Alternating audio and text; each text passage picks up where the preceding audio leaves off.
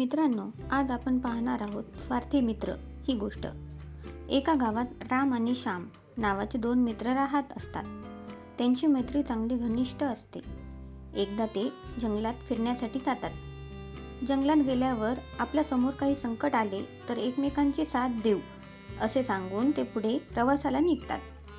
जंगलाच्या मध्यभागी आल्यानंतर त्यांच्या समोर अस्वल येते. अस्वलाला येताना पाहून राम स्वतःचा बचाव करण्यासाठी झाडावर चढून बसतो. श्यामला काही केल्या झाडावर चढता येत नाही, त्यामुळे घाबरून तो जमिनीवर मेल्यासारखा पडून राहतो. अस्वल श्याम जवळ येते.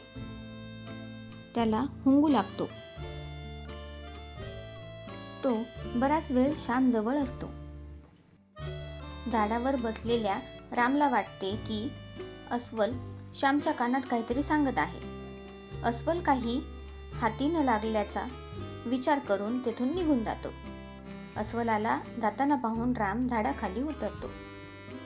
श्याम जवळ येतो.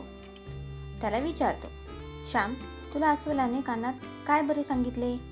त्यावर श्याम सांगतो की अस्वल म्हणाला की जो अडचणीत कामाला येत नाही अशा मित्रावर कधीही विश्वास ठेवू नकोस. रामला आपली चूक कळली. त्याने श्यामची माफी मागितली. तात्पर्य: संकटकाळी जो मदत करतो तोच खरा मित्र.